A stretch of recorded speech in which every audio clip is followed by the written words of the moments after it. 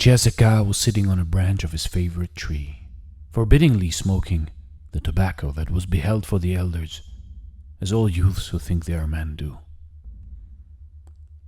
"Aren't you scared?" He heard the voice of his best friend and cousin, Koatoe. Cherokee acted like he didn't know what his cousin meant. "What are you talking about? And why are you sneaking up on me like a squirrel?" But he knew exactly what Koatoe was referring to. Tonight was his night, the night he would become a man. He had just turned 13 years old, and tonight was his rite of passage, the night he would leave his childhood behind and turn into a Cherokee warrior.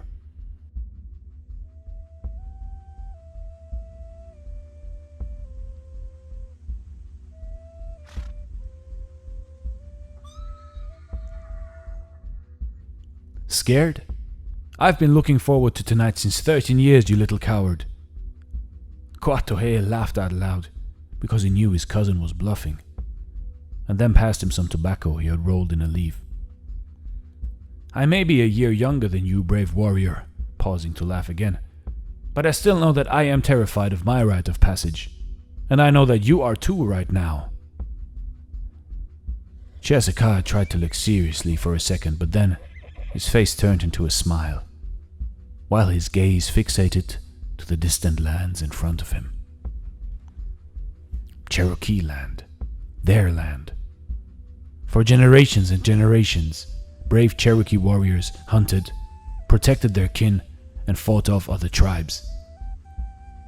To do so, they each had to pass their rite of passage, prove their heart, prove that they were fearless, that they were able to lead the tribe, defend the tribe, and if necessary, die for the tribe. When a boy turns 13, in that year he must spend a whole night in the deep forest on his own, blindfolded, sitting on a stone, and must not move, nor take the blindfold off or run away.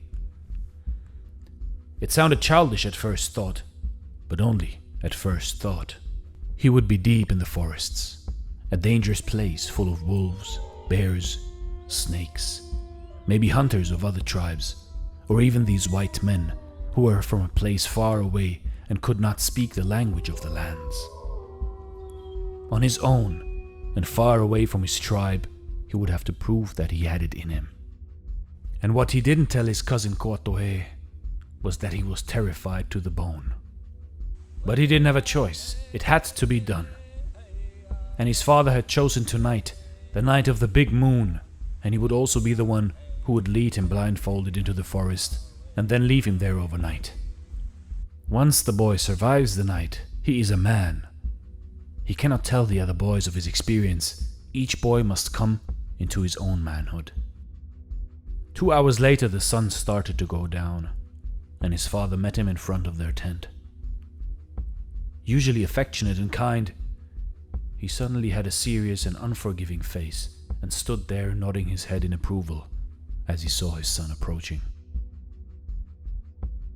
Cherokee saw his mother and saw her tears in her eyes, but stopped looking at her after a few seconds, afraid that he too would shed a tear.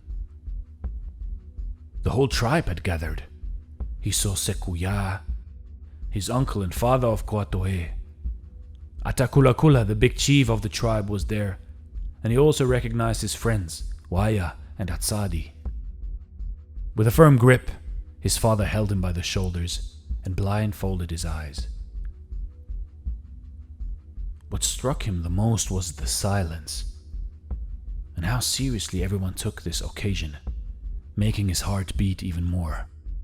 Cherokee was now so scared like never before in his life, and just prayed to the gods in the sky that he would survive the night and become a warrior. Yes, a warrior. Wasn't that what he wanted to become?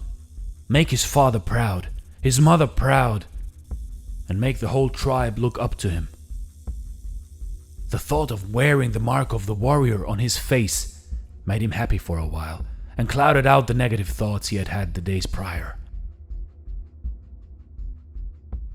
After walking for what felt like eternity, his father told him to turn around and sit. He did just as he was told and there behind him was the big stone of the warriors, where he would spend the night. Without saying a word, his father disappeared, and after several minutes, he knew he was on his own. The boy was terrified. He could hear all kinds of noises. Beasts were all around him.